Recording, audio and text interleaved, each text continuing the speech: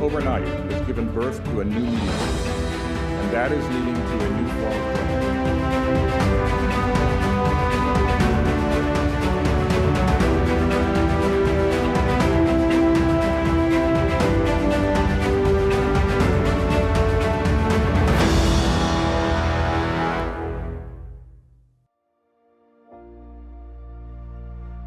En el último Digital News Report, un informe global sobre consumo de noticias en el que nuestro centro colabora con el Reuters Institute de la Universidad de Oxford, hay un dato muy significativo. El 90% de los internautas españoles sigue confiando en las marcas periodísticas clásicas, las conocidas como legacy media, para informarse de los acontecimientos de actualidad. Esto es relevante considerando algunos acontecimientos recientes, hechos como el Brexit o las elecciones presidenciales de Estados Unidos, donde la difusión de noticias falsas parece que ha tenido una influencia muy significativa en las decisiones de la opinión pública, han traído a la palestra la necesidad de contar con fuentes acreditadas, organizaciones periodísticas bien consolidadas que permitan dar crédito a la información que se transmite. En la actualidad, los medios digitales entran en su tercera década. Comenzaron a mediados de los años 90 y en los primeros 10 años, más o menos, el desafío principal de las organizaciones periodísticas fue hacerse presentes en el ámbito digital. En la segunda década, entre 2005 y 2015 más o menos, el desafío consistió básicamente en articular adecuadamente esas operaciones. En esta tercera década, el objetivo principal ya no tiene tanto que ver con los medios en general como con los contenidos en particular. Las organizaciones periodísticas más vanguardistas están tratando de fortalecer sus contenidos periodísticos a través de un uso innovador y creativo de las tecnologías digitales. La convergencia creo que está superada en casi todas partes, ¿no? Mucho más cuando ya la mayor parte de los competidores hoy en día son 100% digitales. Entonces en ese terreno ya no puedes estar atrás. El gran reto para los medios tradicionales como es el nuestro es cómo poder competir con esos medios 100% digitales de forma ágil. A veces que una gran organización como es Unidad Editorial o como puede ser Prisa o Vocento, ¿no?, se adapten a una estructura digital o a un mundo digital donde todo pasa más rápido, donde todo pasa de forma más ligera, donde todo se decide mucho más rápido, eso es complicado. A todos los medios el cambio digital nos pilló un poco con el paso cambiado y con la prioridad en el papel, pero el país asumió que debía trabajar en una disrupción, en un cambio permanente que iba a ser bastante incómodo, que iba a requerir mucho esfuerzo, pero que también iba a dar muchas satisfacciones. En nuestro caso, ¿no?, que es un medio tradicional que está derivando hacia ser un medio mucho más digital, seguimos teniendo un núcleo de trabajo muy grande de periodistas, de reporteros tradicionales, ¿no? Y nuestro siguiente gran reto es incorporar en la redacción perfiles técnicos, perfiles de desarrolladores, de maquetadores, de diseñadores, en fin, gente que nos ayude a dar un impulso diferente, ¿no?, a hacer cosas distintas a las que hacemos habitualmente. Lo importante es tu mentalidad, la forma en la que pienses que hay que hacer un artículo periodístico, la forma en la que hay que hacer periodismo. Conozco a muchísimos periodistas, titulados periodistas, pero que escriben muy pocas líneas de texto y bastantes líneas de código y bueno, incluso hay técnicos que escriben sin muchas líneas de código, pero con una mentalidad periodística. Lo hacen buscando un titular a través de unas líneas de código. Entonces hay que ir un poco más allá. Lo importante es que las personas con diferentes cualidades trabajen juntos. Estamos viendo como en Estados Unidos incluso hay periodistas que interrumpen su carrera profesional para dedicarse un año a aprender código hasta el fondo. Lo que sí tenemos que tener muy claro es que para hacer periodismo hoy en día hay que pensar en el código como el inglés hace 10 años. Pues las redacciones digitales, lo principal para mí es la estructura, ¿no? No tenemos una estructura jerárquica tradicional donde hay una persona que sepa más que todo el mundo, sino que en realidad es una suma de talentos, trabajamos por equipos multidisciplinares donde pues, de forma autoorganizada, de forma autónoma, somos capaces de sacar producto. Y bueno, creo que la diferencia principal es esa, ¿no?, la capacidad que tiene la última persona que entra por la puerta de tomar decisiones y del conocimiento conocimiento que al final somos capaces de compartirlo con el resto de la redacción. Las organizaciones periodísticas clásicas tienen dificultades que no pesan sobre los medios llamados nativos digitales. El hecho de no ser nativos, de no manejarse con los códigos, con las tecnologías, con los lenguajes, es una dificultad añadida que en muchos casos se está demostrando complicada de superar. Creo que se está hablando ahora mucho de la transformación digital, cuando en realidad tenemos que estar hablando de la transformación móvil, de los medios de comunicación. Entonces creo que en muchos medios de comunicación más tradicionales están en ese punto, pero creo que estamos llegando muy tarde a ese lado. Hay un gap enorme entre lo que pasa en la sociedad y lo que hay en los medios de comunicación. Creo que estamos muy anclados en algo muy tradicional, ¿no? Estamos muy anclados a una sociedad que está cambiando muy rápido. Creo que los medios no cambian tan rápido como la sociedad, ¿no? Cuando los medios de comunicación se interesan, por ejemplo, en una red social, por ponerte un ejemplo, esa red social ya es multitudinaria, ¿no?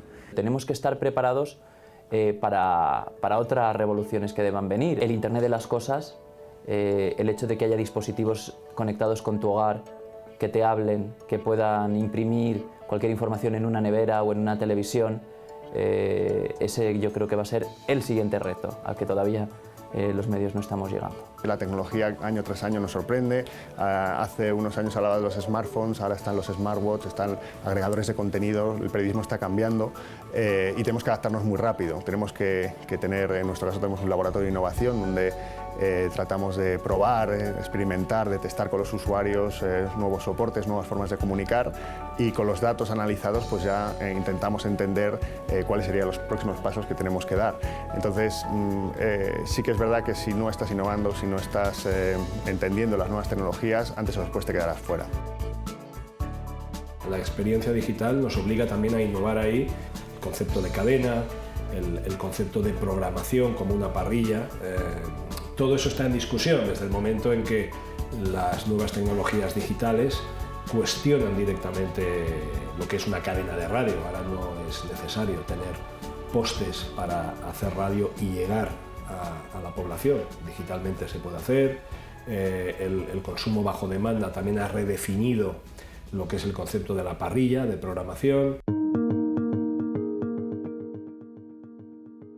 No queda otro camino, sinceramente, que la apertura, que las alianzas, que ser capaces de colaborar con Facebook, con Google, con todos los grandes actores de Internet y, por supuesto, con cualquier experiencia interesante que pueda surgir gracias a esa tecnología y que nos ayude a hacer nuestro trabajo mejor. En el periodismo actual es imprescindible organizarse en equipos, tanto dentro de los medios de comunicación como entre distintos medios de comunicación entre sí. Para poder hacer investigaciones periodísticas fuertes en la actualidad, ese tipo de consorcios, ese tipo de organizaciones periodísticas se están demostrando la forma más adecuada y más efectiva.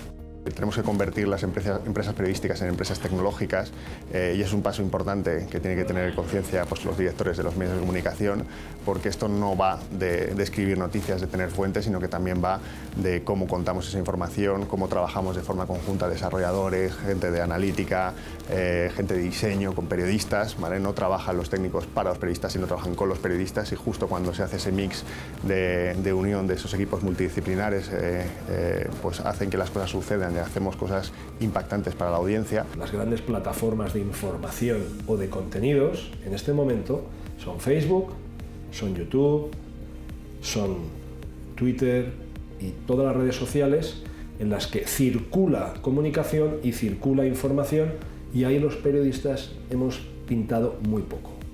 Hoy tenemos una parte muy importante del tráfico que viene de redes sociales, que viene de SEO, que viene de correo electrónico, que viene de plataformas de mensajería que ni siquiera sabemos cuáles son, ¿no? Entonces, en cierto modo, los medios están perdiendo un poco el control de dónde se distribuye su información. Tenemos que asociarnos con un objetivo común. Y lo digo de cara a hacer periodismo, pero también de cara a hacer negocio. Los medios no podemos ir por libres. No se pueden hacer grandes investigaciones. Hoy en día hay grandes filtraciones, como en Wikileaks o casos similares, ¿no? O las de Snowden, y eso no lo puede investigar una sola persona, ni siquiera un grupo de 100 personas. sino que se tiene que investigar de forma distribuida.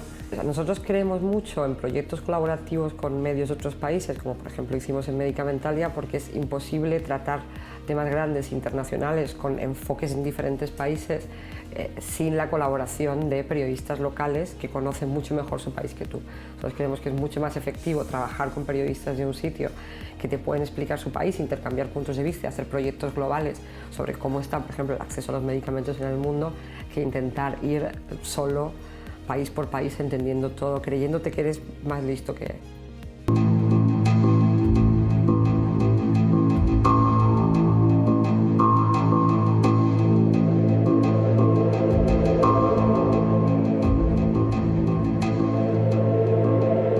A blockbuster release. Panama Papers. The documents were leaked to the Germans. Si la corrupción se mueve a nivel global, el periodismo que la destapa tiene que moverse también a nivel global.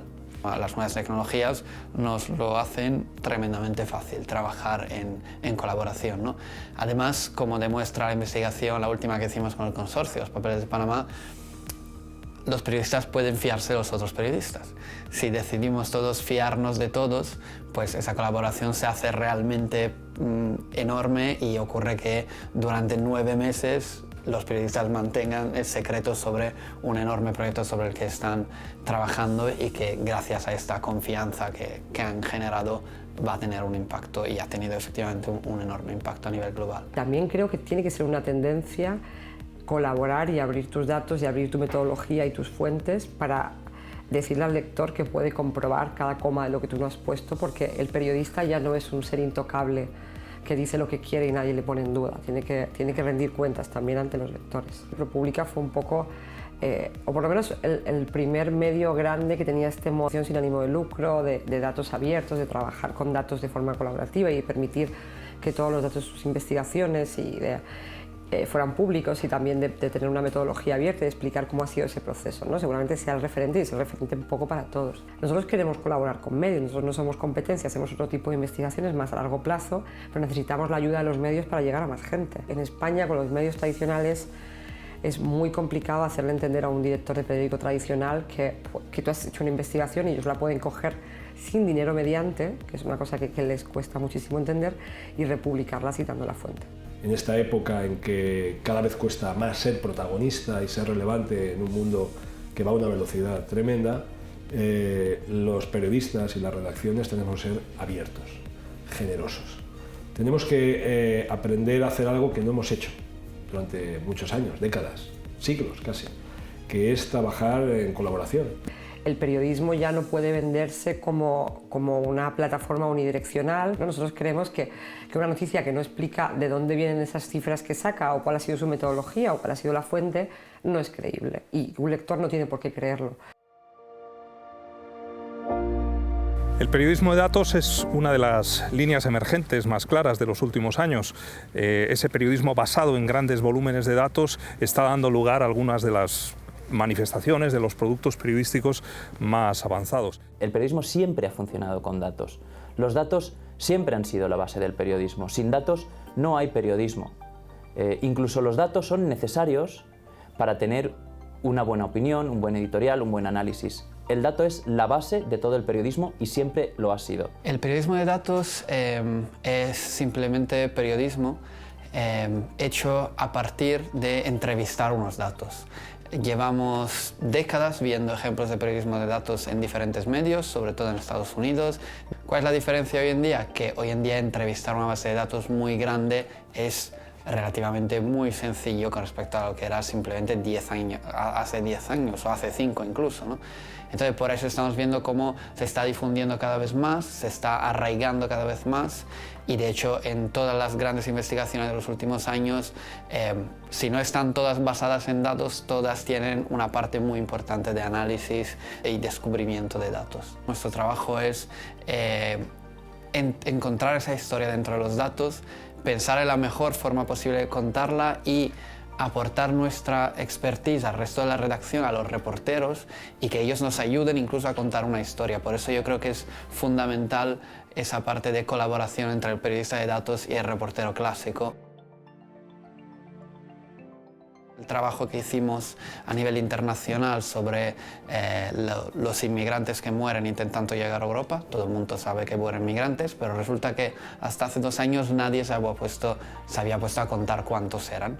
Entonces hicimos un trabajo de crear una base de datos que empezaba a contar, y el dato que hoy escuchamos más o menos cada mes, que lo recoge la Organización Internacional para las Migraciones, hasta hace 2 años no era un dato oficial. Y esto fue gracias a la investigación periodística que se hizo detrás. El principal problema del periodismo de datos no es el periodismo, el principal problema son los datos. Quiero decir, en España es muy difícil acceder a los datos, es muy difícil recopilar los datos, ¿no? Y creo que en ese sentido el mundo de los medios, sobre todo en España, porque en Estados Unidos está más trabajado, tiene que aprender a trabajar en conjunto. Tenemos que aprender a trabajar de forma conjunta para elaborar mejores bases de datos, para hacer los datos más accesibles, para presionar a los gobiernos y que no sea más sencillo obtener datos, ¿no? La relación entre periodismo de datos e infografía está dando lugar a productos periodísticos de altísima calidad y particularmente aquí en España estamos viendo algunos resultados enormemente meritorios. Bueno, la infografía no es un género nuevo, es una palabra relativamente nueva, eso sí, ya no es tan nueva porque llevamos 20-25 años hablando de ella. En realidad, gráficos, explicaciones gráficas, visualizaciones de relaciones, de estadísticas, ha habido siempre, no es una cosa, digamos, reciente. Lo que pasa que es verdad que la tecnología pues, te permite, digamos, dar un salto más allá, sobre todo en lo que se refiere a animaciones, sobre cosas interactivas, ¿no? Elementos interactivos que antes no permitía. Los periódicos en los últimos 25 años, diría yo, sí que es verdad que han potenciado el uso de la infografía como género periodístico, que antes, digamos, podía ser más esporádico o en la mayor parte de los medios limitarse a mapas o gráficos sencillos de barras o de fiebres y estas cosas. A partir de ahí ha habido un boom gigantesco de la infografía. España ha sido un país de referencia en los últimos 25 años, si hablamos de infografía, una referencia, yo diría, imprescindible en los países punteros. De aquí han salido una generación de infografistas, bueno, que sobre todo con la crisis han tenido que emigrar. Hay un montón de españoles ahora en Estados Unidos trabajando en medios como el Washington Post, el National Geographic, el New York Times, Los Angeles Times. A veces me preguntan por qué en España ha habido esta generación o esta remesa de infografistas tan buena. Yo diría que ha sido un poco intuitivo o intuitiva el nacimiento de esta generación. No ha habido, porque no hay centros de formación. Hoy día España, y esto me da mucha pena decirlo, el nivel de la infografía en España no está al nivel del que estaba, ha bajado. Y yo creo que la crisis, tanto económica como la del sector de los medios, ha influido terriblemente. Es decir, los medios hoy día en España tienen un nivel de infografía menor, sobre todo en papel, en los medios impresos. En digital sí que es cierto que hay experiencias muy interesantes. Los medios nativos digitales, que viven, a mi juicio, con muchas dificultades, pero con otro espíritu, con otro ánimo, ellos sí que están experimentando cosas nuevas, con otro tipo de perfiles, seguramente, a lo mejor un poquito menos periodísticos. El concepto de audiencia en realidad ha saltado por los aires. Ahora hay públicos enormemente fragmentados y en la era de las redes sociales ya ese objetivo de crear una audiencia más o menos aglutinada y homogénea es enormemente complicado. Ahora hay que lidiar con individuos que actúan individualmente en la red y desde ese punto de vista ganarse su interés es uno de los objetivos de las marcas periodísticas. Creo que mis competidores no son solo Onda Cero, COPE o Radio Nacional, el resto de emisoras de este país. Yo también compito con Netflix, que me roba tiempo de atención de mis oyentes y se lo lleva para sus series o para sus programas. Yo tengo que pensar que YouTube es mi competidor también, en términos de radio musical y en términos de radio convencional. Yo creo que hoy en día conocemos mucho más de los lectores que antes. Hoy en día, gracias a procesos de cookies, de registros a través de Facebook, registros a través de nuestro periódico, conocemos más a los lectores y si sus gustos cambian o si de repente desarrollan intereses por otros temas que no les habían atraído habitualmente, eso lo podemos saber. Nuestros lectores, que vienen igual solo una vez a leer una noticia por viralización de contenidos a través de Twitter, de los que conocemos menos. Yo creo que hay que tener un equilibrio entre un desarrollo de unos temas que igual no van a ser masivos, pero que atraen a unos seguidores, unos lectores muy fieles, y luego también contenidos, digamos, más generales, que pueden atraer a gente a la que vamos a conocer menos, pero que también tenemos que atraer a la lectura del periódico. En contraste con la televisión o con los medios impresos, la radio no tiene datos continuos día a día de cuáles son sus audiencias. También aquí yo querría destacar un factor, no de ruptura, pero el EGM mide el consumo de radio y ahora está midiendo también el consumo de radio digital o radio en diferido. Pero la radio, como otros medios, empieza a tener otros estímulos en cuanto a audiencias que todavía no valoramos bien. Y yo creo que tenemos que valorar bien. Por ejemplo, el nivel de seguimiento o de conversación que somos capaces de generar en las redes sociales. Bueno, esta es una medida también de tu influencia y de hasta qué punto eres relevante y sintonizas con los temas que preocupan a la gente. Esto todavía no se valora mucho, o por lo menos la gente no lo tiene como una referencia, pero estoy convencido de que en un futuro no muy lejano las audiencias en la radio no se van a medir solo por el EGM. Es importante, hay que pensar que Google, Facebook se quedan la mayor parte de los ingresos por publicidad digital. A los medios nos queda un remanente, ¿no?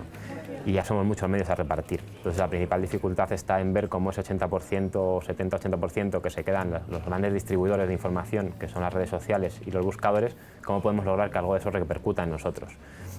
Pero en ese sentido tiene que haber un entendimiento. Ni las redes sociales pueden existir sin los medios, ni los medios sin las redes sociales, porque unos se alimentan de los otros. Las redes sociales no matan al periodista, sino todo lo contrario. En Twitter ganan los contenidos de calidad más poderosa porque la recomendación se hace por autoridad. Los agentes dotados de mayor autoridad son los periodistas. Y la prueba de que lo son es el número de seguidores que se encuentran en decenas de miles de seguidores cada uno de ellos, que refleja que para muchas personas en Twitter son fuentes relevantes de recomendación. La experiencia me confirma que la mejor manera de encontrar los buenos contenidos están en redes sociales. No porque sean de las redes sociales, sino porque me van a enviar a ese artículo tan interesante del País, ese artículo tan interesante del Confidencial, ese artículo, etc. Ellos me hacen la selección y aciertan. A las organizaciones periodísticas clásicas lo que les beneficia claramente es el reconocimiento de su marca, en primer lugar. Hay una serie de atributos que se asocian a esas marcas que en general tienden a ser positivos y que hacen que el público se fíe de esa información. En segundo lugar, tienen otra ventaja competitiva, que es su estructura ya consolidada por el tiempo. Organizar una estructura periodística no es nada sencillo y poder hacer un periodismo de calidad habitualmente requiere de unas estructuras bastante grandes. Nos hemos convertido en meros productores de materia prima, en este caso de una materia prima llamada información. Tenemos un montón de agregadores de contenidos que básicamente lo que están haciendo es beber de esa información, de esa materia prima que comentaba que producimos. La gente está accediendo ya a nuestras noticias a través de AMP, a través de Facebook Instant Article, a través de Apple News y eso pues nos hace que tengamos que entender muy bien cómo se comporta esa audiencia para intentar que no perdamos esa posición o ese branding que tenemos, a que la gente cuando entra a ver esa información no pierda la referencia de la marca, de quién se lo está contando, para no convertirnos en marcas blancas, que quizá es uno de nuestros mayores retos, no convertirnos en esas marcas blancas y hacer que pues, una convivencia entre el tráfico que viene porque le interesa un tema y el tráfico que viene porque quiere leer la cabecera. Ahora bien, no todo lo que se hace es periodismo. Cuando tú tienes una fuente que llega al lector sin la mediación de un periodista, no tienes la verificación que nosotros ejercemos como medio de comunicación de que esa información puede ser veraz, falsa, interesada, no interesada. Es decir, el periodista siempre es una garantía. Por lo tanto, somos más necesarios que nunca para ayudar a la ciudadanía a tener y disponer de una información seria, compleja, rigurosa, veraz, honesta y eso hoy en día es imprescindible. porque si no, una sociedad mal informada, una sociedad con malos periodistas es una sociedad manipulable. Una ciudadanía con unos malos medios de comunicación o con un periodismo de bajo nivel es una sociedad más pobre democráticamente hablando. For all that we must do to remake ourselves, it's important to remember what remains the same. Without good ideas for stories, without reporting those stories well, writing them well, executing at the highest level in every way, we will not succeed. All the technology tools in the world cannot substitute for strong journalism. Journalism that informs our community and our countries, that forms the basis for civil society and democratic governance.